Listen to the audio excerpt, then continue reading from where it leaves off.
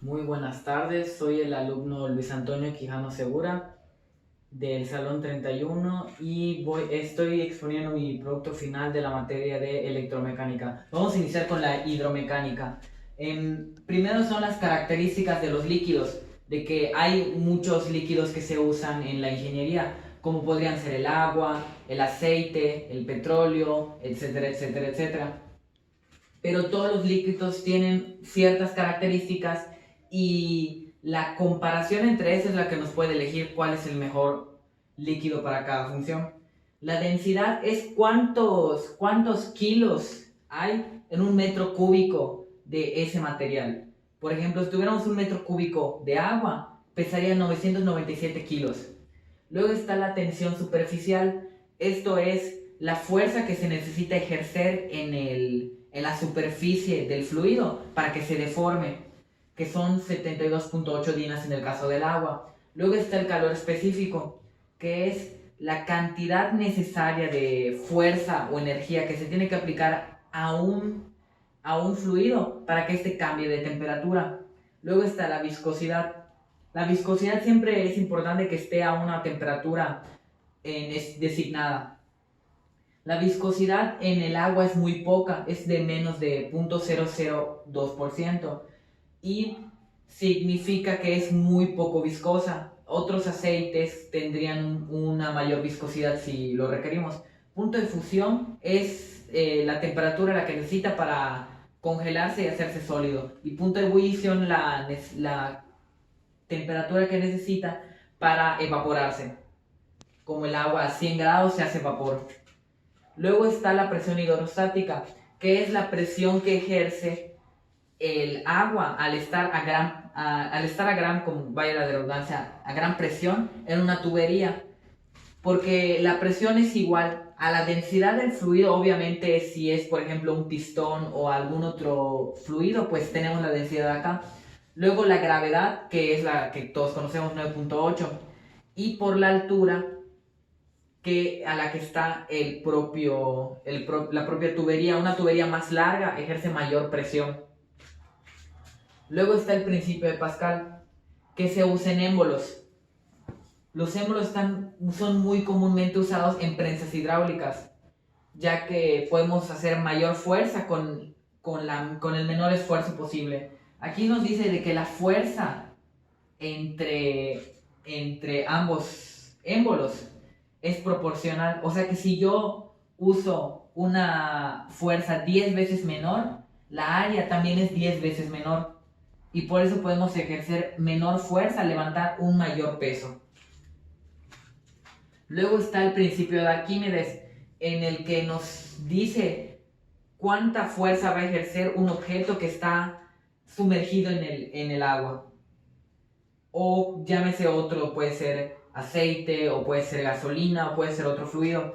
La fuerza de empuje que recibe el objeto es la densidad del fluido, que puede ser en este caso agua, que es 997, la gravedad, que todos conocemos que es 9.8, por el volumen. Obviamente un mayor objeto ejerce mayor volumen y por lo tanto mayor es el empuje que tiene.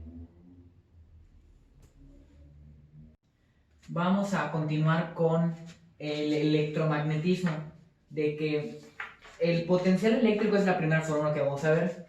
En el potencial eléctrico vamos a ver cuál es la posible carga que vamos a recibir entre un punto que no necesariamente tiene carga, un punto cualquiera, que está dentro de un campo eléctrico que tiene carga.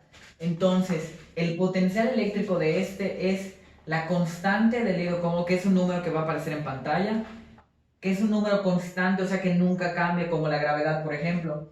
Luego la carga que tiene el campo eléctrico dentro de donde está, y R, que es la distancia del punto a la carga. ¿Por qué es R? Porque es el radio. El campo es circular.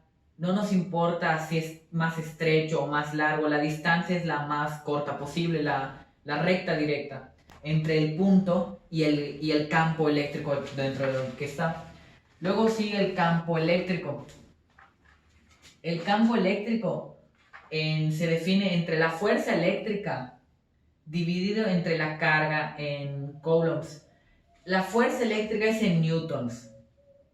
y la carga es en coulombs, que es la misma unidad de medida que la constante de la ley de Coulomb. Luego, la carga eléctrica. La carga eléctrica, que es diferente al potencial eléctrico, porque aquí son dos cargas eléctricas, las dos están cargadas. En el anterior era solo un punto cualquiera, aquí son dos cargas.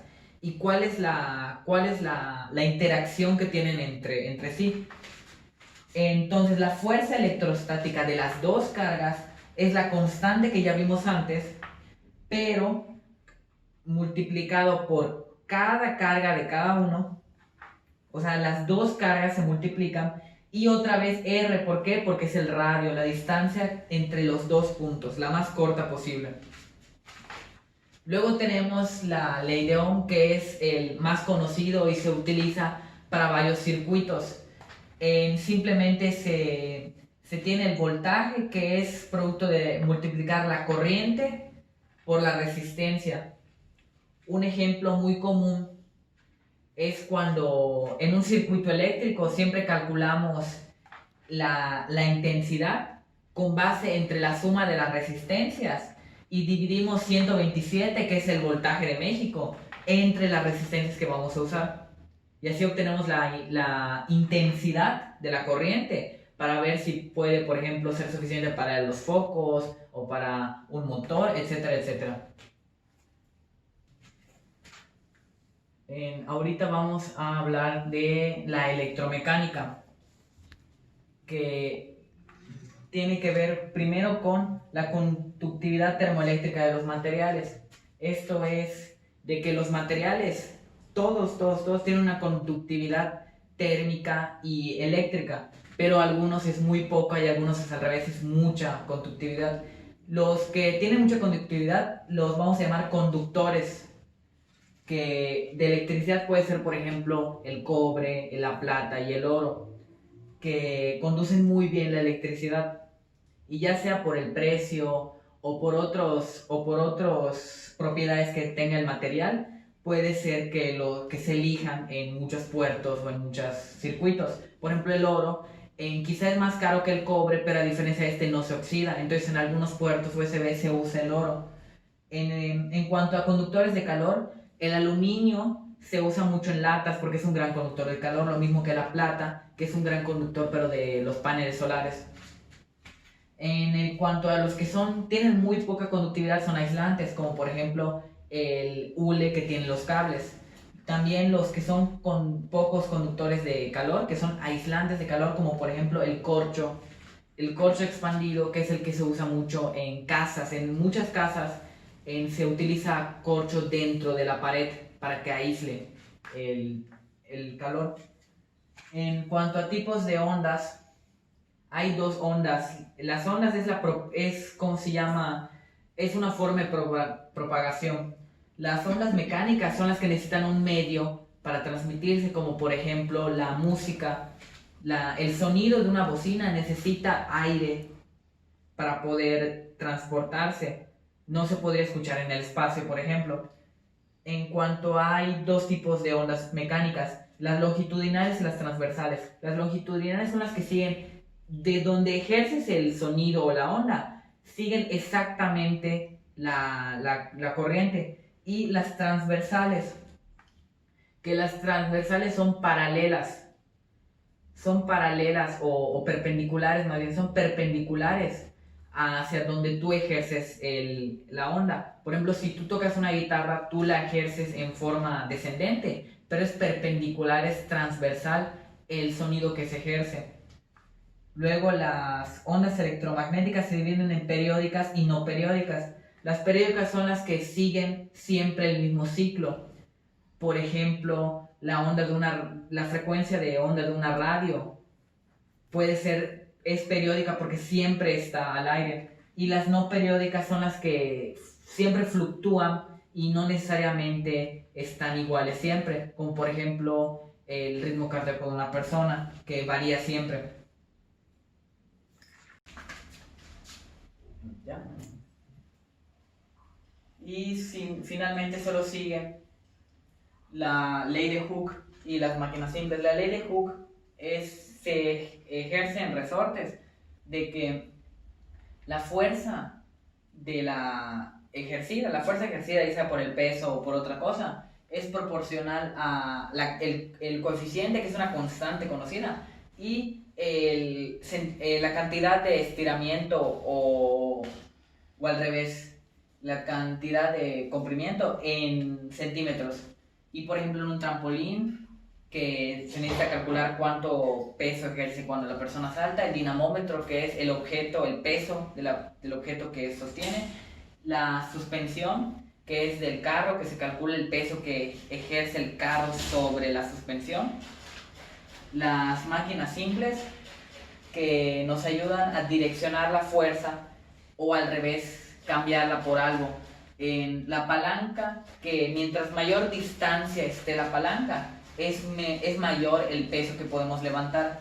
El tornillo, que a diferencia de un clavo, con la fuerza de giro se puede incrustar mejor. La cuña, que es el que es más fácil de dividir porque tiene punta, es más fácil dividir, por ejemplo, un tronco, porque la fuerza horizontal que se ejerce, tú la haces verticalmente y es más fácil. El plano inclinado, que nos ayuda, por ejemplo, a subir o al revés, a bajar un peso muy grande, es más fácil bajarlo en un plano inclinado que moverlo normalmente en un plano liso. El torno, que el torno es la fuerza de giro que ejerces se transforma en fuerza vertical y eso se usa en pozos. Y finalmente la polea, que la polea sacrifica la distancia, pero a cambio podemos levantar más peso, y más cuando es una polea de una polea mixta que consta de varias poleas. Mientras más distancia jalas, es mayor el peso que puedes levantar. Muchas gracias.